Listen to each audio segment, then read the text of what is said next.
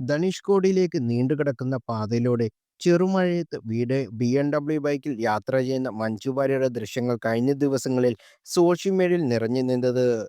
Adventure വിഭാഗത്തിൽപ്പെടുന്ന BMW R125 GS ബൈക്കിൽ ഇരുന്നും നിന്നുമൊക്കെയായിരുന്നു താരത്തിന്റെ യാത്ര. ഇത് ആദ്യമായിട്ടല്ല മഞ്ജു വാര്യർ അഡ്വഞ്ചർ ബൈക്കുകളിൽ യാത്ര ചെയ്തെന്നതും ശ്രദ്ധേയമാണ്. കാറിൽ നിന്ന് പകർത്തിയ ദൃശ്യങ്ങൾ വളരെ വേഗത്തിൽ തന്നെ സമൂഹ മാധ്യമങ്ങളിൽ വൈറലായി. സെലിബ്രിറ്റികൾ ഉൾപ്പെടെ നിരവധി ആളുകൾ താരത്തെ അഭിനന്ദിച്ച് മുന്നോട്ട് വന്നു. കഴിഞ്ഞുപോയ ഓരോ അനുഭവത്തിനും നന്ദിയുണ്ട്. ഇപ്പോൾ ജീവിതത്തിൽ ഉള്ളതൊക്കെ നന്ദിയോടെ സ്വീകരിക്കുന്നു. ഇനി വരാനിരിക്കുന്ന എല്ലാത്തിനെയും പ്രതീക്ഷയോടെയും നന്ദിയോടെയും കാത്തിരിക്കുന്നു എന്ന് അടിക്കുറിപ്പോടാണ് മഞ്ജു വാര്യർ വീഡിയോ പങ്കുവച്ചത്. ഇപ്പോഴിതാ മഞ്ജു വാര്യരെ പ്രശംസിച്ചുകൊണ്ട് സാഹിത്യകാരി എസ് ശാരദക്കുട്ടിയും മുന്നോട്ട് വന്നിരിക്കുകയാണ്. ഫേസ്ബുക്ക് കുറിപ്പിലൂടെയാണ് അവർ നടിയെ അഭിനന്ദിച്ചത്.